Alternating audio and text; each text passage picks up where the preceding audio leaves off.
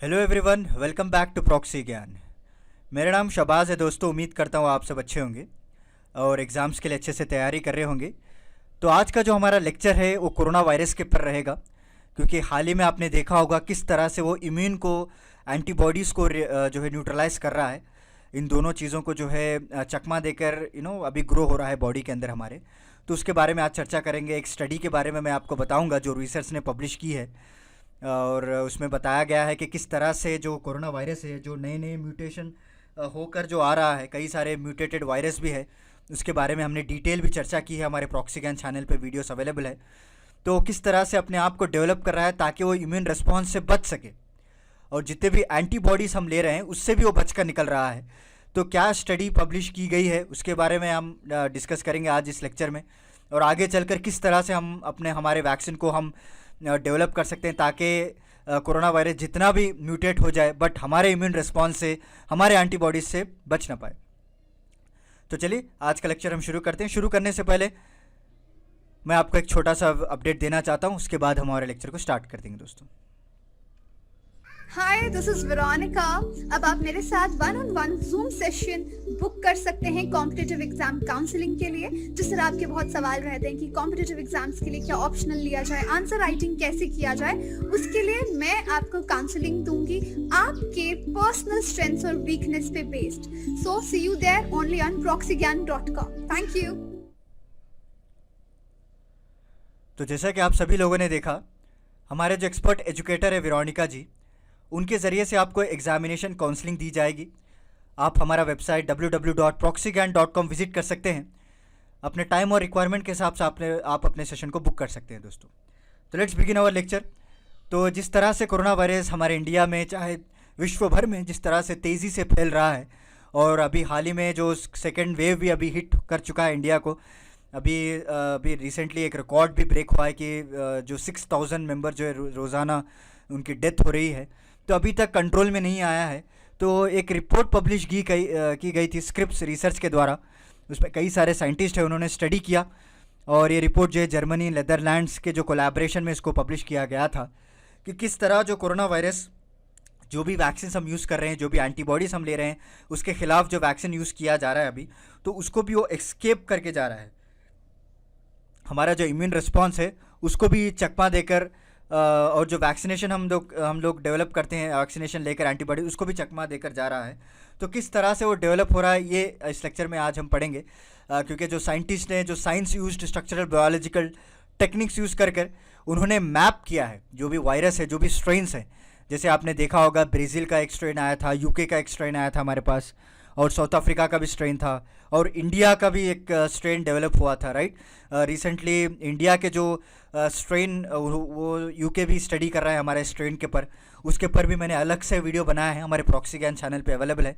In detail आपको जानकारी मिल जाएगी। तो ये यहाँ पे इन्होंने मैप किया एक बायोलॉजी टेक्निक को यूज़ करके, स्ट्रक्चरल बायोलॉजी टेक्निक को यूज़ करके, ताकि आगे चलकर वो पता लगा सके कि जो म्यूटेट हो रहे हैं इतने सारे वेरिएंट्स में, तो इन लोगों में कॉमन क्या चीज़ है और डिफरेंसेस क्या है। जब आप कॉमन चीज़ पता लग जाएगा तो आप वैक्सीनेशन को उस तरह से आप डेवलप कर सकते हैं।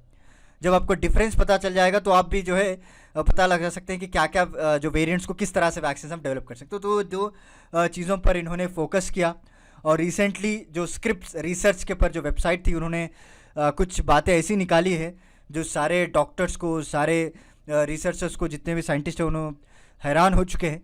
बिकॉज ये जो कोरोना वायरस है उसका जो रिसेप्टर बाइंडिंग साइट है, और जो स्पाइक प्रोटीन भी हम कहते हैं, जिस तरह से जब हमारी बॉडी में एंटर होता है, जैसे आप इमेज पे भी देख पा रहे हैं, राइट, उसका जो स्पाइक प्रोटीन है उसे हम रिसेप्टर बाइंडिंग साइट भी कहते हैं।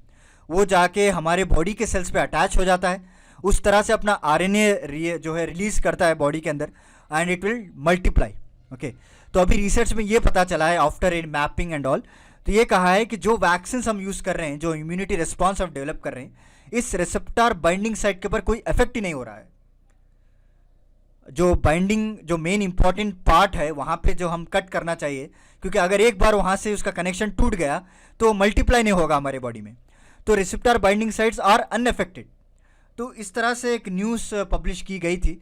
और जो बिकॉज ऑफ जो नए नए वेरिएंट्स आ रहे हैं, उनका जो पोटेंशियलिटी अगर बात करें आप, जो तेज़ी से वो फैल रहे हैं, जो इन्फेक्शन रेट है उनका, जो पॉजिटिविटी रेट है वो जल्द से जल्द बढ़ रहा है। ओके, चाहे आप वैक्सीनेशन यूज़ कर लीजिए, चाहे आपकी बॉडी जो है पहले से ही इम्यूनिटी ज़्यादा हो आपको, फिर भी ये इम्यून रिस्पॉन्स को चकमा देकर और हमारे बॉडी का जो एंटीबॉडीज उसको चकमा देकर आगे बढ़ रहे हैं, दे आर मल्टीप्लाइंग देमसेल्फ।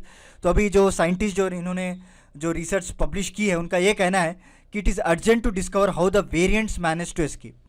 तो अभी वैक्सीनेशन के ऊपर ही फोकस करना है, वैसा नहीं कि सिर्फ आप नए नए वेरिएंट्स के ऊपर भी फोकस करेंगे, बट मेनली अभी जो अर्जेंसी है कि आप ये पता लगाएं कि किस तरह से बच निकल रहे हैं हमारे एंटीबॉडीज से और हमारे इम्यूनिटी रिस्पॉन्स से, राइट। तो ये हमारा जो प्रायोरिटी मैटर है। और फिलवक्त इन्होंने जो रिसर्च किया है 3 म्यूटेशंस पे इन्होंने रिसर्च किया है। एक आपको K4179 एंड दूसरा जो वेरिएंट है E484K और तीसरा जो N501Y। ये 3 वेरिएंट्स बहुत ही फेमस हैं, आपने कई बार सुना होगा न्यूज़ आर्टिकल्स में, राइट। तो इसके बाद इन्होंने डिफरेंट कॉम्बिनेशन यूज़ किए, परम्यूटेशन कॉम्बिनेशन लगाया गया, दोनों को मिक्स करके चेक किया गया किस तरह से इनका जो रिसेप्टर बाइंडिंग सेट है वो रिस्पॉन्स ही नहीं कर रहा है टू द वैक्सीन्स या फिर to the immunity response. Okay, because इसको अगर हम कट कर देंगे, जो वायरस हमारे होस्ट सेल को अटैच होता है ना, वहाँ पे हम लिंक को कट कर देंगे। जब एक लिंक कट हो जाएगी तो मल्टीप्लिटी रिड्यूस हो जाएगी, तो बॉडी जो है नॉर्मल स्टेज पे आने लगेगी। जो भी वैक्सीन हम यूज़ करेंगे, जो भी एंटीबॉडीज हम यूज़ करेंगे, तो ऑटोमेटिक उसके ऊपर इफेक्ट दिखाएगा and finally we are completely free corona virus.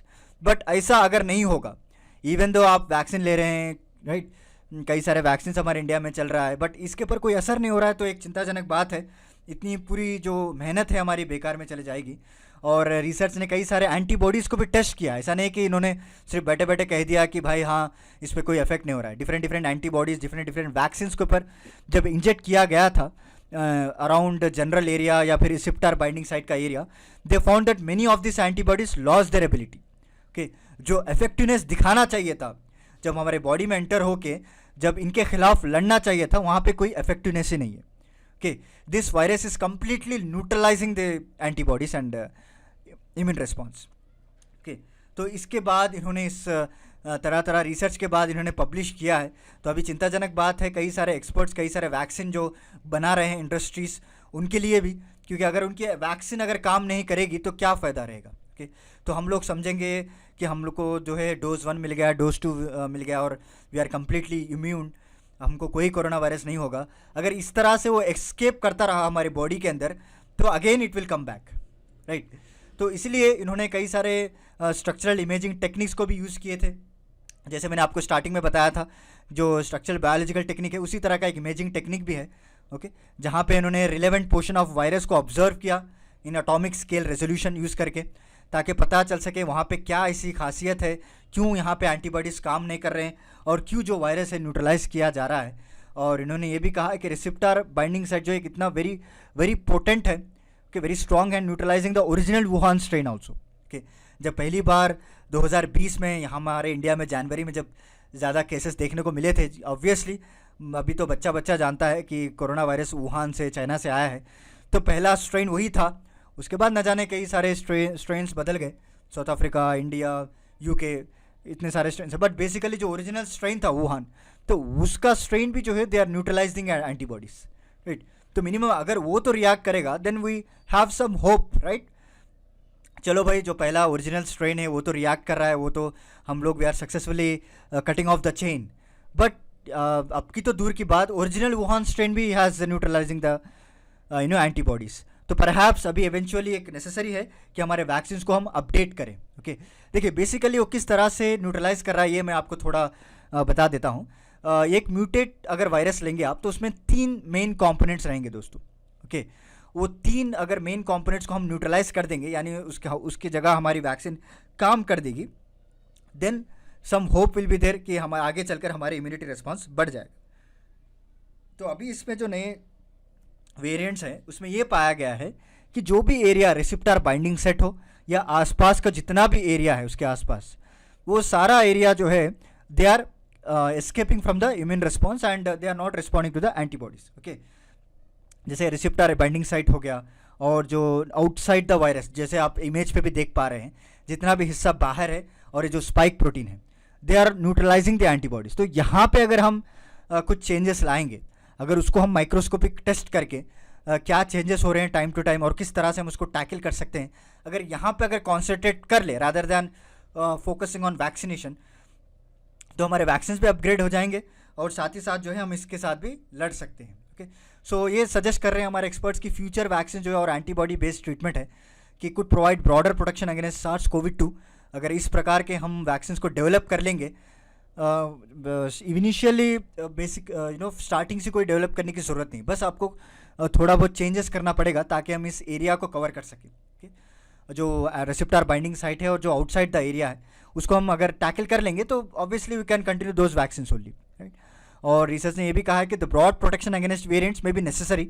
अगर वायरस इस तरह से डेवलप करेंगे तो आगे चलकर जो है अभी पैंडमिक से this corona virus will become endemic also. Okay, उसको हम एंडेमिक भी कंट्रोल कर सकते हैं, उसके बाद धीरे धीरे धीरे it will become a normal disease, right. So this is about today's lecture दोस्तों। उम्मीद करता हूँ आपको आज का मेरा लेक्चर पसंद आया होगा। तो हमने डिस्कस किया कि कोरोना वायरस किस तरह से इम्यून रिस्पॉन्स को ही चकमा दे रहा है और एंटीबॉडीज उस पर काम नहीं कर रहे हैं, कौन से एरिया पे काम नहीं कर रहे हैं ये भी मैंने आपको बता दिया इमेज के साथ, राइट। तो वेरी इंपॉर्टेंट टॉपिक है, तो एक अवेयरनेस टॉपिक भी आप ले सकते हैं, राइट। आपको जो है किसी को मैसेज देना है, किसी को बताना है, तो आप एक अवेयरनेस टॉपिक भी ले सकते हैं और एग्जाम पॉइंट ऑफ व्यू से ऑब्वियसली ये इंपॉर्टेंट ही होगा। तो चलिए फिर मिलता हूँ मैं आपको अगले लेक्चर के साथ कुछ इंटरेस्टिंग टॉपिक के साथ। तब तक के लिए धन्यवाद दोस्तों।